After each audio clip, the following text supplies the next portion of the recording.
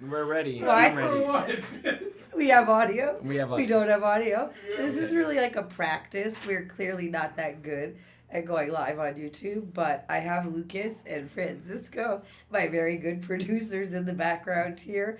They've informed me that we did have audio. We didn't have audio. Uh, But so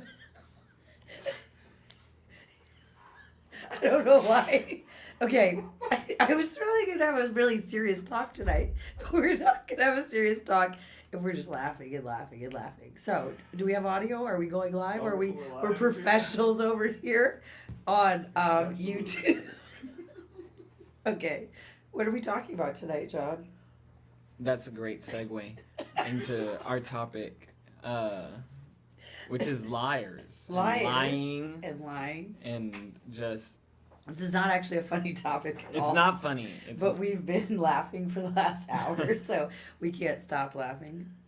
No, really, this is a serious thing. Our society requests us to lie like 100 times a day. So, if you think about it, what are all the things that we lie about? Like, everything. Everything is a lie. If you go to the grocery store, all of the food is a lie. It's not even food, it's food like substances that are filled with things that don't nourish your body. You go to the baby section, there's a bunch of endocrine interrupters that are pretending they're going to keep your baby safe and healthy, and instead they're going to sterilize your baby. That's true. What? What other things do we have to lie about every day? Every day, I mean, you wake up and it kind of starts right there. You wake up in a dark room to a song that hopefully isn't telling you lies. It's definitely telling you lies if it's on the radio that woke you up. Uh-oh. We're using no alarm these days. No alarm. I No love alarm. that. We use the baby. Nature's alarm. I think we u- both. Yeah, we I both use a are. baby. Yeah, I use also a baby as an alarm too. She just yells "Chee chee" Mm. and crawls over and starts breastfeeding. So breastfeeding is not a lie. Right. Formula is a lie. Nipples, it's depending what they're made out of, could be a lie. Nipples could be a lie. I mean, lots of people have fake. Oh wait, so lots of people have fake breasts. But I have a question. So people are very upset about the lie that people are born in the wrong body, right? This lie. We're going there. But do you ever wonder why people are not as upset about the people that do massive amounts of plastic surgery, even though they feel gender consistent with the body that they were born in, but they still do like massive amounts of trying to chop and drop and try to make themselves look some other kind of way? To me, that's just as disgusting as trying to turn your body into some whole other person. It's a lie. Like when all these Brazilian butt lifts. No, not Brazilian butts. No, you know what I'm talking about? Now there's 3,000 women. I think we know. 3,000 people die a year doing plastic surgery. So that's a pretty big risk to take just to look some kind of other way. And have you heard about these girls with the Brazilian butts that now they're getting necrotic, like it's rotting because they're putting too much fat and there's not enough blood flow. So when they sit down, it like poofs out a smell of I know exactly what rotting you're talking. flesh. I've heard, and I think that maybe we are identifying this issue now, but it's something that's been spoken about. I think the Breakfast Club touched on it. Somebody said like if the booty's too big, the booty might stink. And that, I think that's what they're talking about. Honestly, shout out to the Breakfast Club. I'm no affiliation. So no, but No, no, but I'm really serious I'm about also serious. So in 2021 and 2022, food budgets went down for spending money out dining out. Yes. Recreation budgets went down, travel budgets went down. Everybody was, tightening up. It was mid-pandemic, coming out of the pandemic. But do you know that plastic surgery went up exponentially? And now some people believe it's because we were all on Zoom looking at our face on a camera and we were like, oh, they don't like these wrinkles. Oh, I got to do something. Uh, But I think it might have had something to do with the checks from the government. you think it was a check? But I mean, travel went down, dining out went down, and we just decided that we're going to spend all of the money on plastic surgery. Yeah. Plastic surgery is a lie. Now, I think just like modern medicine, I think modern medicine in emergencies is solid. You get in a car accident, your arm is ripped off, like modern medicine is solid. But you have like diabetes, modern medicine has nothing for you. And so, I mean, I bet a lot of people are like, what do you mean my insulin is good? But yeah, but is it affordable? Well, no, it's definitely not affordable. But it's also a lie. Like it's tricking your body, and you could. I don't want to speak to type 1 diabetes that people are born with, but type 2 diabetes is brought on by bad behavior and can be brought off by bad behavior, by good behavior. So a lot of drugs in the medical industry is a lie. Like that's a lie as well. That doctors are not trained to make us healthy. They're trained to prescribe us drugs or do procedures. I think it's important when we start throwing around a word to get some kind of a definition, and maybe some of the guys in the background could help us out with this. But it's like, what is a lie? What does lie mean to you? Because I think people have a lot of different points of reference whenever they're talking about a lie. You know. Well, I think it's not really arbitrary. I actually think like men cannot have babies. Okay, we're gonna stay in the vein. And plastic surgery's a lie. I definitely it's interesting why we lie to ourselves, and then lies love company. Like we want people to pile in and support our lie, support our reality, or our glass house. Right? We're not supposed to throw stones because then everybody's homeless. But I think that there's also this thing where we should not throw stones, but we also shouldn't pretend to save people's feelings. Because don't you think it's in the getting your feelings hurt that you'll make change, that you recognize, that you see yourself? Like, for example, my husband said to me recently, you're on the phone too much, the kids are talking to you, you're not paying attention, they're saying your name, you don't hear them, you're on the phone. So did I feel hurt by that? Yes. But was that a true statement? Yes. So there's a behavior I need to shift. I need to say, like, I'm done with my phone. It's time to be with the kids, and put it away, put it down, and not be distracted. Did I want to hear that? No. Did it hurt my feelings? Yes. But only in the hardship of hearing the hard truth can we make the change. If we never feel discomfort, then we never shift out of it. And so we could use the breast milk thing as an example. People are like, fed is best. No, breast is best, and fed is a poor second. But we feel like we don't want to hurt anybody's feelings who had to give formula, so we're like, no, fed is best. It's best if our babies are fed. Well, no, it's best if our babies have breast milk, and giving them formula is a medical replacement for something that is perfect, that is God's design. And this is not perfect. Nestle's cannot beat God because, like I said the other day, there's high tech and then there's the most high tech. And God's high tech is the most high. And we can't think that what we're doing is going to be better than that. That God made our body in perfection. And maybe some women have a more rounder butt and maybe some women have a more flatter butt. But that body is in perfection, and taking a bunch of fat from some other part of your body and injecting it into your butt is actually messing with that perfection. And so that's what I mean by a lie. I mean, when we were talking about the lie and we want to like look at our physical appearance, and then I realized, I mean, when we're kids, we have like a pure love, and then later as you grow up, you kind of look back on that first crush and you're like, wow, they were so, I mean, of course you're children, but at the same time you're like, wow, they were so not, and it's, not what I would have thought as beautiful today after the world's messed you up and the Cardi B's and the, no problems with anybody, but just like, you're being pushed into more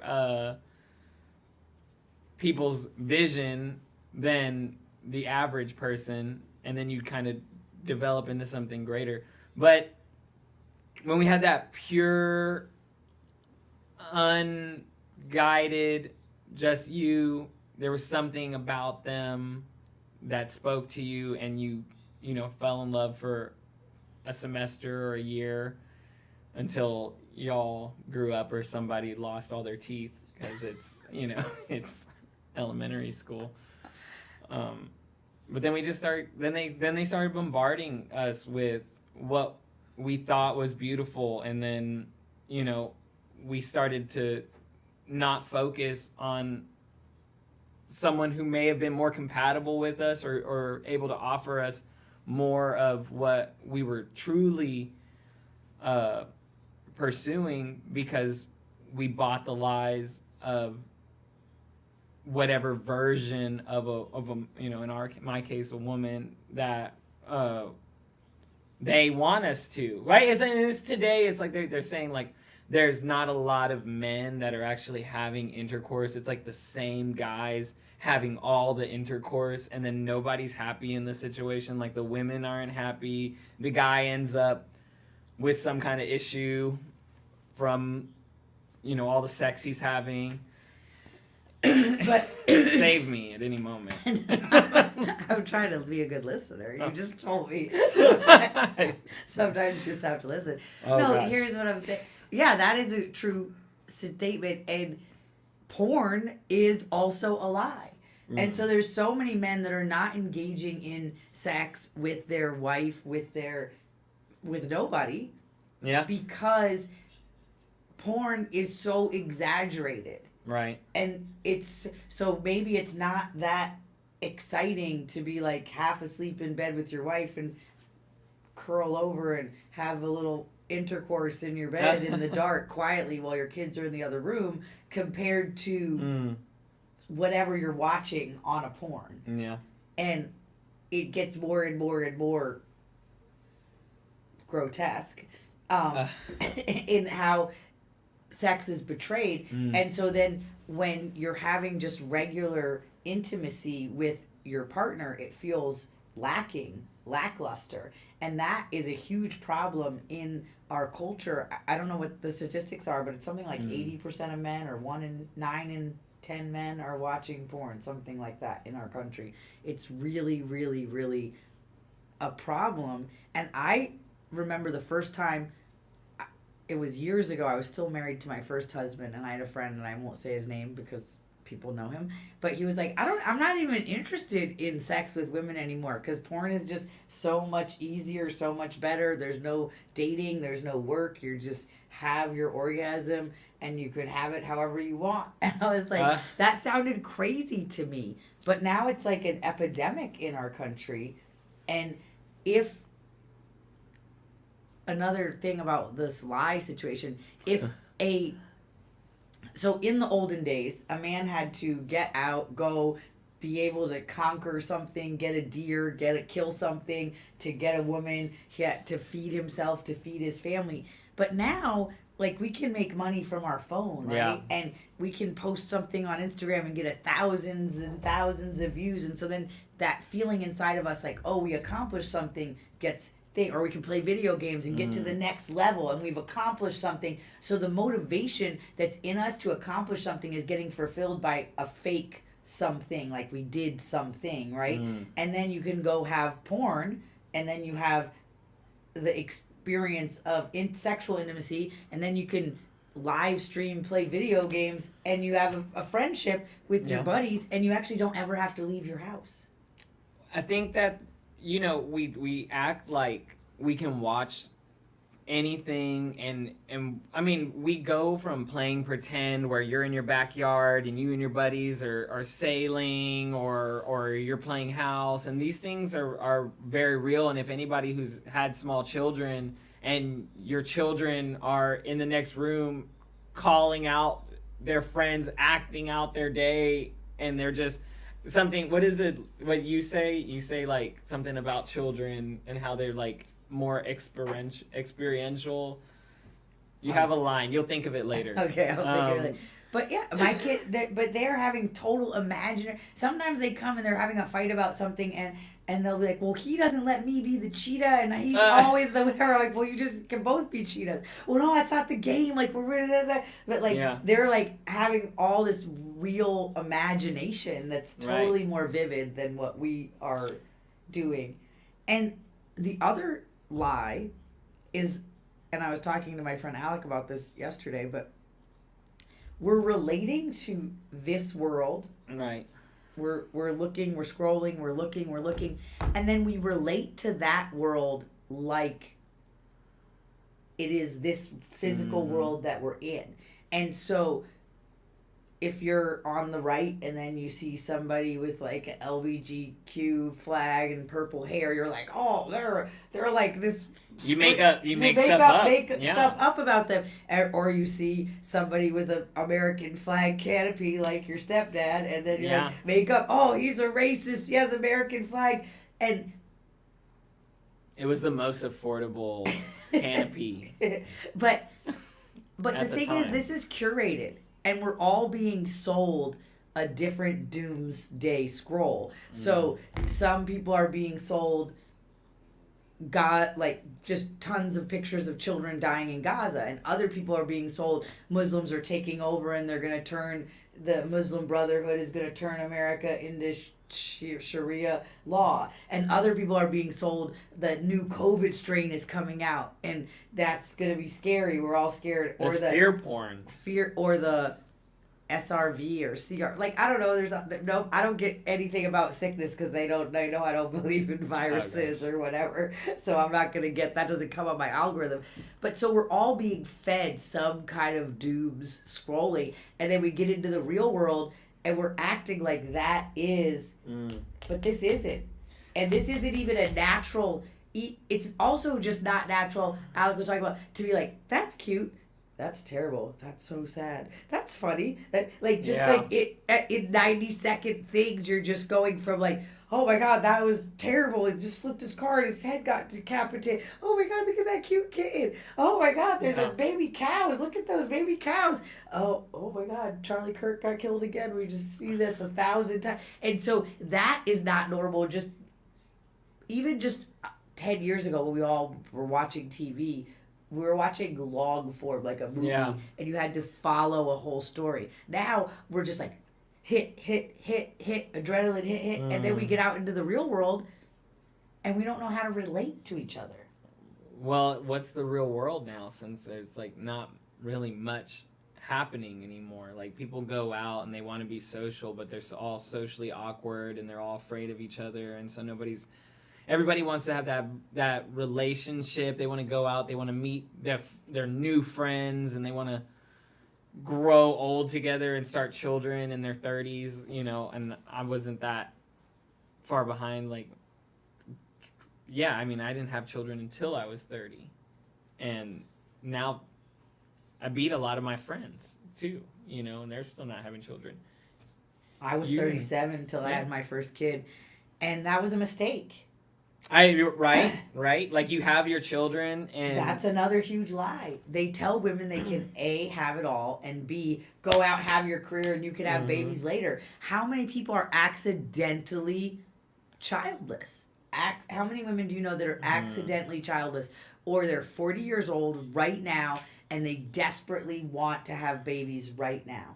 Totally. And it's not just women. I have men that are accidentally childless in my life, and they're trying right now to get it together. Like, oh, my time is running out. And men have a much longer window than women do. But we do have a finite window.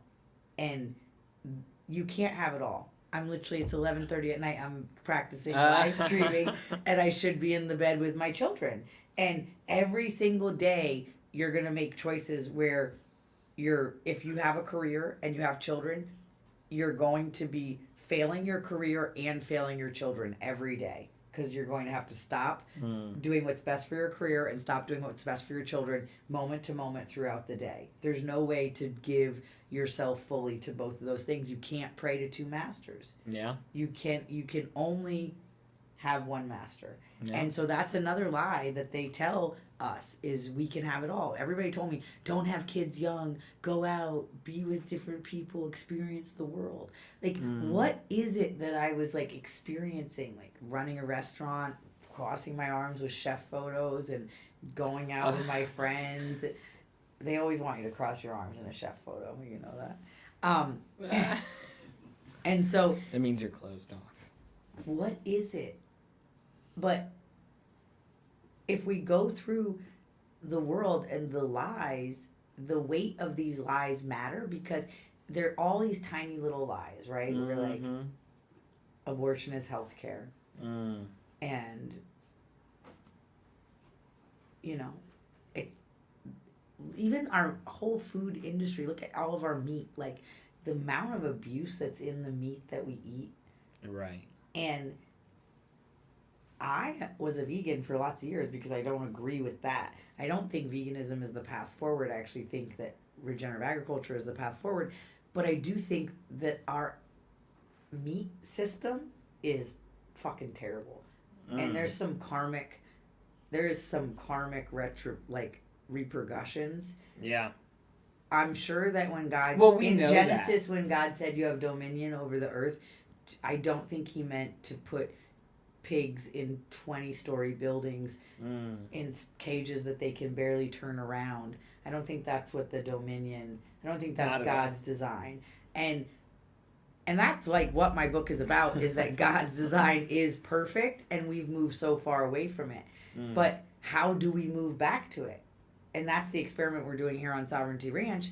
But the money slave system, that beast, is constantly calling people off the ranch. People come back to the land, they reconnect, they're like, oh, I love it here, it's so great, and then I want to make more money than I can make here, and so they go back, and there's this push-pull between the money slave system and the community and the living closer to nature that we all crave and we all desire. And so how do we, in this world, create these parallel systems that support our families financially and let us live closer to nature, live closer in community? Well, there's not terribly too much wrong with our old system, except for everything, except for all the things that are wrong with it, right? But no, it was how it was executed. It was the execution of the system when we began to export and became the victims of extortion from people outside of our communities, when we gave away our everything. It's just like anybody who'd been in a bad relationship and you gave it your all and they just took from you, and then they were never in it for you or for y'all. It was a Texas podcast, so we're saying y'all. But the other day I did a thing and I said something, y'all, and people were so mad. Like, your English is terrible. I moved to Texas 2 years, your English got terrible. Oh my goodness. Well, but that didn't answer my question. I honestly got a little bit lost in the question.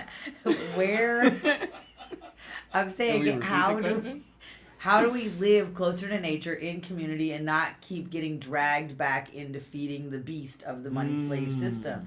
That there's this desire to be on land, there's this desire to be closer to nature, there's this desire to live in community, and we're here doing it. You've been here on and off doing it with us, and it always comes down to the money. People want to be here. They want to live here. They want to live in community. They want the benefit of the food off the land and the raw milk and the help it with the child care and the extra eyes on your kids and all that. That feels good. And then it's, how can I make more money, is also always there. And so, but living in community, in the olden days, water, food, shared eyes on your children, shared help with the elders, shared help with the hunting and the gathering and the gardening, that's all we needed. Yeah. But in this day and age, we have to keep paying the piper. We got to pay And so there's this money slave beast system that's constantly pulling our attention away from what I believe is the real world. You said, what is the real world? And I think that's community, nature, connection to the soil, connection to God, and the remembering of what it is to be a human. I think one thing we left out was commitment, and that having commitment to something, if it's commitment to your family, if it's commitment to your, that's a terrible place for us to be frozen. Is the audio still rolling? Yes. Okay, wonderful. Okay, great. But people used to have commitment. It used to matter when you stood in front of everyone that you knew and you said, hey, this is what I'm going to do. Like, I'm going to stand for you, and we're going to continue to move the ball forward for those who are coming after us. And once it became about me right here and now, and it's like, people love their children. I love my children. I totally get it. But when your children become an indicator of your position in life and what they look like, then it's not so much about like what. And I'm speaking on that because I've seen it so many times. It's like you want them to be clean, and I mean I deal with that too, right? You want them to look a certain way. You want them to represent you well. I don't have that. My kids, right, my kids is feral. But look at the front of my book. Someone was like, "You don't think you should have put your kids in clean clothes for the front of your book?" I was like, "I don't know. That's what they were wearing." I didn't. Exactly. Like Saul's got dirt on his pants. Stray doesn't even have shoes on. Soul doesn't have shoes on either. But that's one of the lies that we tell, right? Like it's like if you had to be like, oh, put on your nice shirt, or I mean, I'm totally like, my wife is like, why are you wearing that? I'm like, I'm just trying to put clothes on to go outside into the world, And 9 times out of 10, like we're told, and that's another lie. We're told that like, and I guess for some people, if the way you dress, the way you present matters, and of course there's special occasions. But I've found myself continually having conversations just on knowing the subject matter and being dressed like a clown. And I mean, Lucas and I were at the baptism, and a woman goes down for heat stroke. This is a mass baptismal revival out in northeast Texas, and people are succumbing to heat stroke. Woman goes down. Give it a moment to see what people do. They don't step in. They don't take action. So I come in with my ice cream cone and my flip-flops and just start barking orders. Basic stuff. And then it gets to a point where everything's stable, and then people think I'm working there. and I'm just like, no, they were like, well, you were telling us what to do. I was like, someone needed to tell y'all what to do. Someone needed to take charge. Exactly. People think I work all different places, even though I'm never dressed like I work. Yes. People always think, because I act with authority in everywhere that I am, and so people always think that. So I like, jokingly the other day I was on that show, and you were like, oh, you should always wear a suit jacket because it gives you authority. But yeah, I don't really care how I dress. I don't care.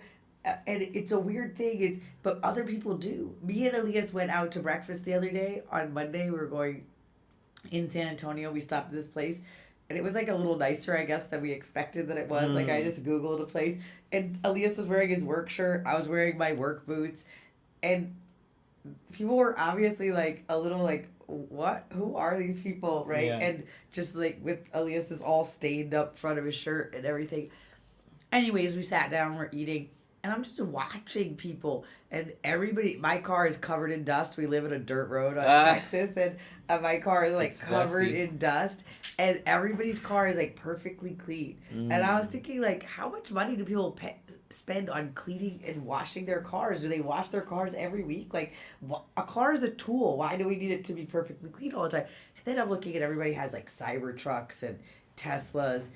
And then I'm looking, and there's no kids. And I guess because it's school time, so people don't have kids. But there's all these dogs dogs in strollers.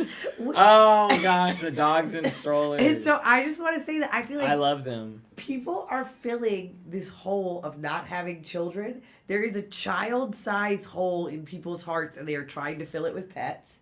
And there's a God-size hole in people's hearts, and they are trying to fill it with all types of stuff. And if people just had children and had God, I don't know that they need to have cyber trucks and dogs in strollers. The dogs in strollers. The dogs in strollers. And it's like you think it's going to be a baby from far away. And you're like, oh, this is going to be a baby. And then it's like a Pomeranian. Yeah. And But you're wait. just like, oh. And then you just have thoughts. And you know, they're made up. But you have thoughts about that person and why they have a stroller dog versus a baby. But wait, it just also like people's relationships to animals are getting, it's Odd. odd.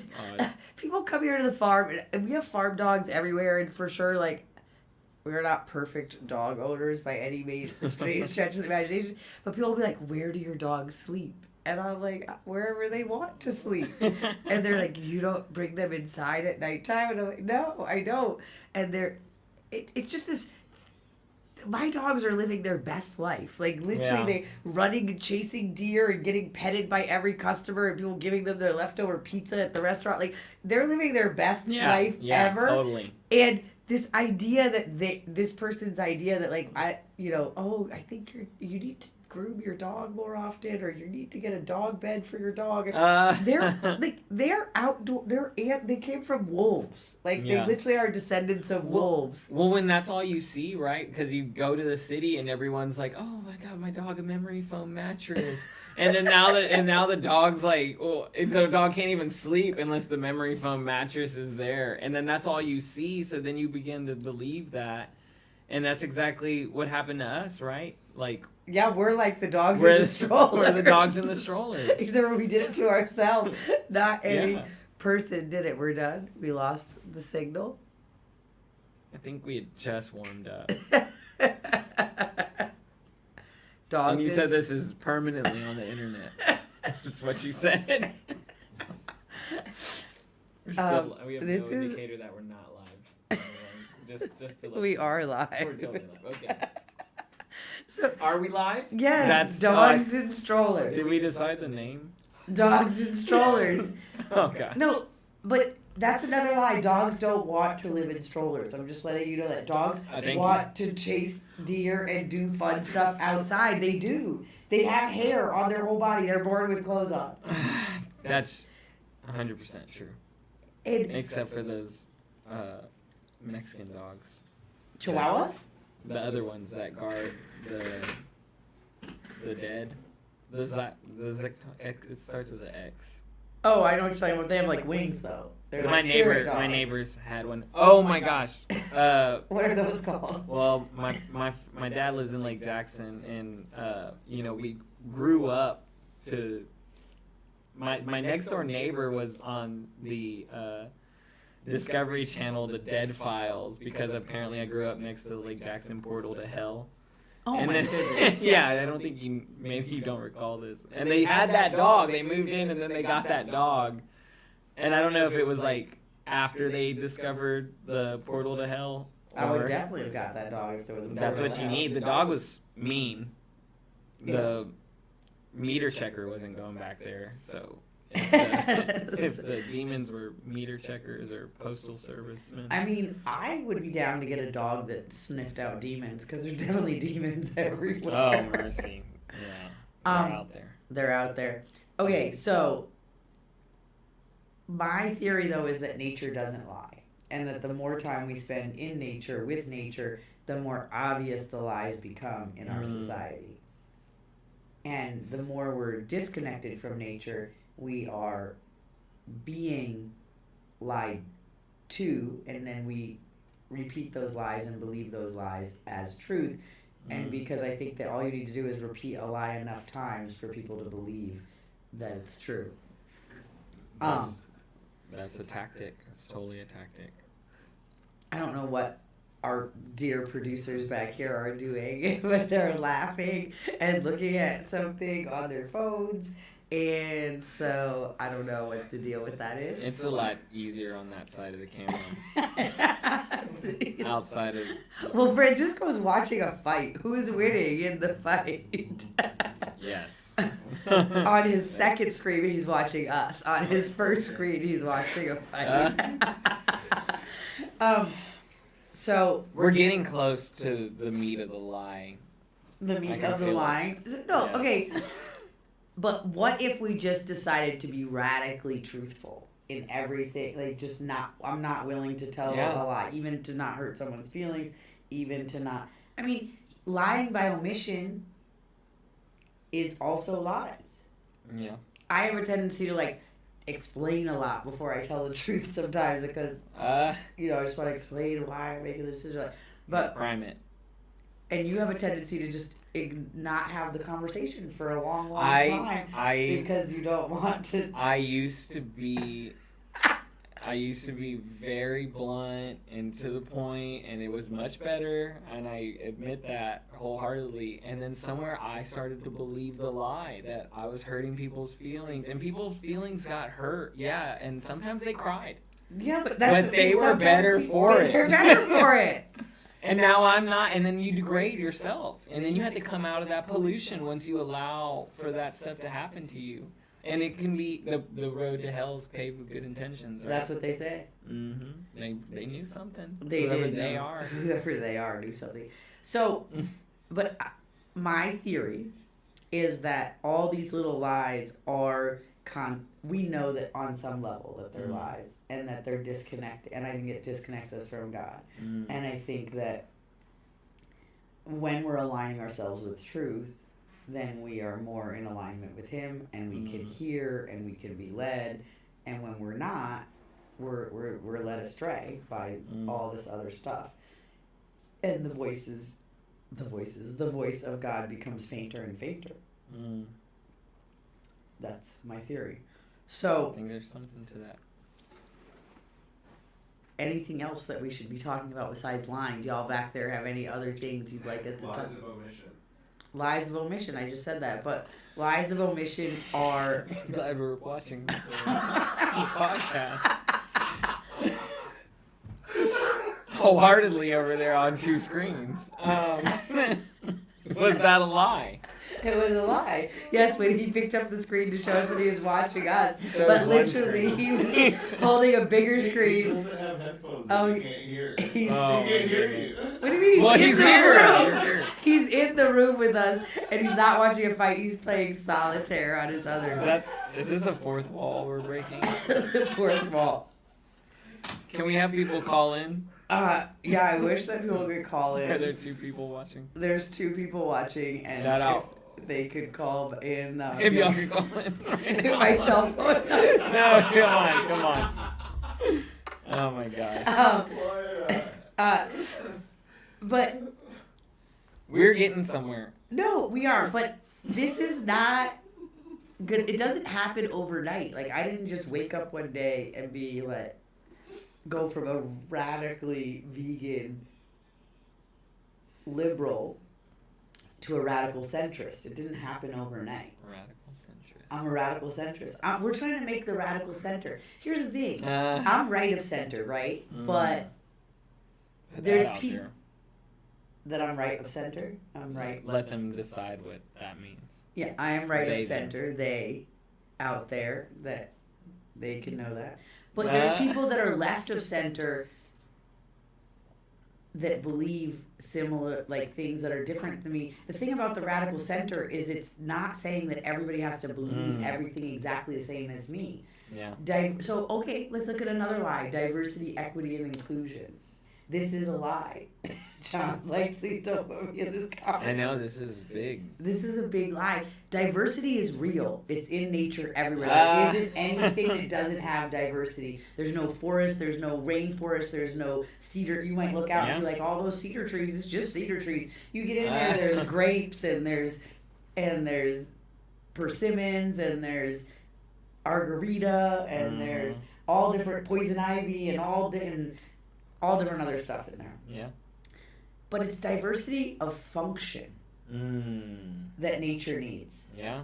And so Biden had the most diverse cabinet in the whole world, right? That's what they said.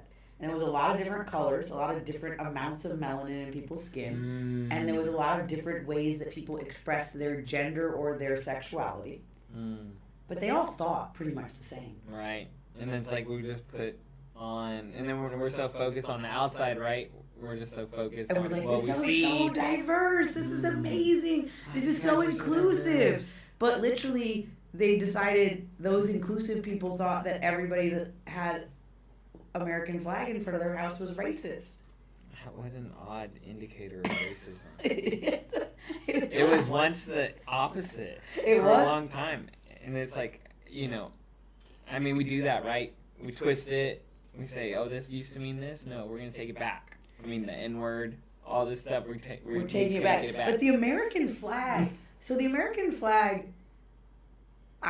the 60s, it went through a phase where we burned it, and I say we, I wasn't even alive, but people burned it and stuff. But I was alive for 9/11, and obviously 9/11 is not what we were told it was. I was also alive for 9/11. And it was a huge lie. Huge lie. When I was in third grade, I was receiving a lot of lies at that time. I was like living in an apartment and had a recording studio, and Rylan, my phone started going off. Rylan comes in the other room and everybody's like calling, turn on the TV. But after that, there was American flags everywhere. I think even me and my brother sold American flags on the side. Oh my gosh. Well, good on you. Hey, I've always been entrepreneurial and Chinese American. Yeah, we're like, we know what, this is bad, but I know what people are going to want. Chinese American flags And that go on the side of your car. You remember these? Did they do this in Texas?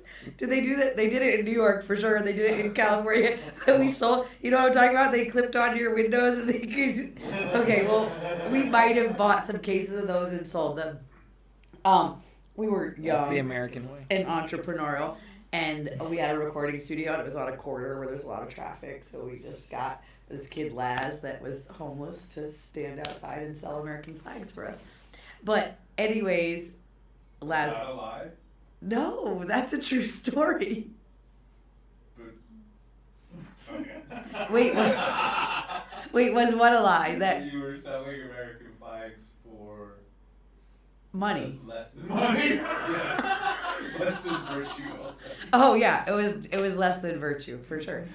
But anyways, the years of my life in the urban A&R, urban music industry was less than virtuous in all areas. Like that, the urban music. I was holding my breath. was not. That was not a time of virtue in my life. It was. I mean, it was so crazy. I will not give names or whatever, but the budgets from the music industry, like executives, and you'd write these. We literally were required to give kickbacks. Like, it was just par for the course that we would be dropping envelopes of cash into people's... So this artist is like, got this huge amount of budget, and they're gonna have to pay all that back based on their sales, based on their percentage of the sales, because that's how the whole thing works. And then we were required, basically, if you want people to come to your recording studio, to then kick back money out of, and so you'd add in these things to the invoice, and then That sounds suspiciously like money laundering. This is a great time to mention that everything said on this podcast is for entertainment purposes and not to be taken as factual acts. we that could also may have just actually say happened I actually. think that I also think that the statute of limitations for Is that how that works? Doesn't matter. It's for entertainment. it's for entertainment. It's entertainment. Entertainment purposes only. Oh, I mean, Don't drink raw milk. definitely drink raw milk. Oh, dude. Wait, Try it. Did you? That was so funny on that interview the other night when I was said that. Then the Yeah. guy was like, and I was like, "Don't. It's dangerous. Don't anybody. It's not medical advice." But again, raw milk. pasteurization is a lie. Why is medical advice the standard of health?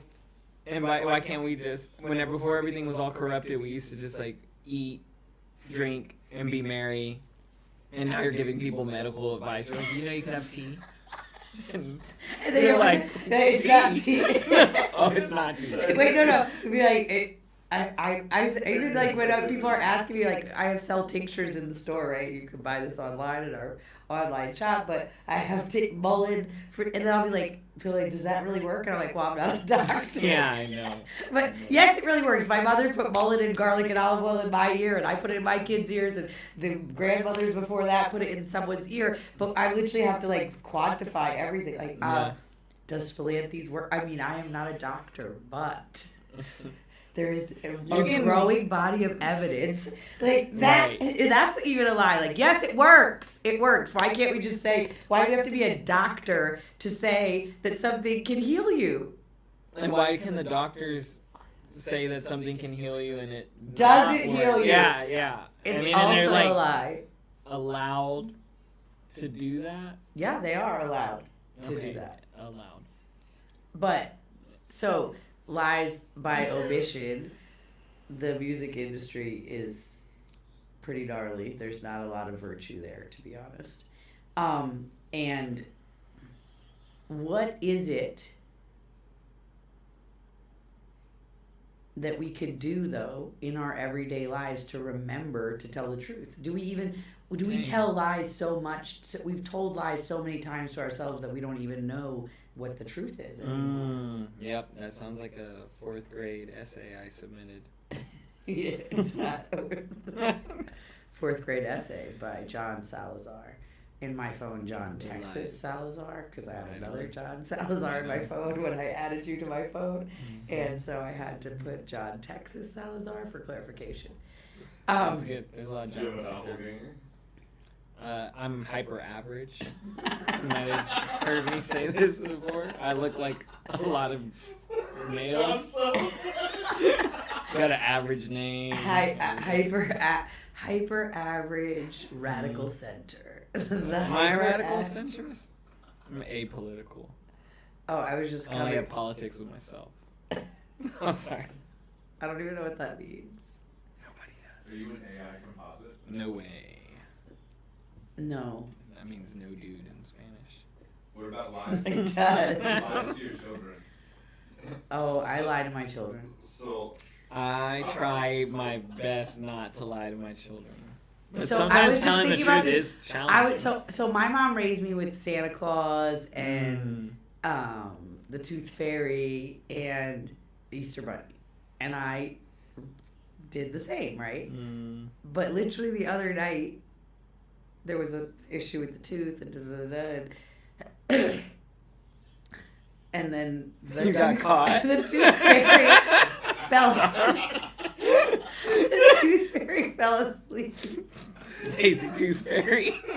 The Tooth Fairy fell asleep and did not remember Oh to my put God. any money. And so then I was like,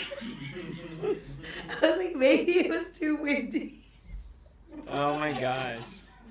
And I felt really bad about this lie, but then I just put the money the next night. It was less windy. Oh my gosh.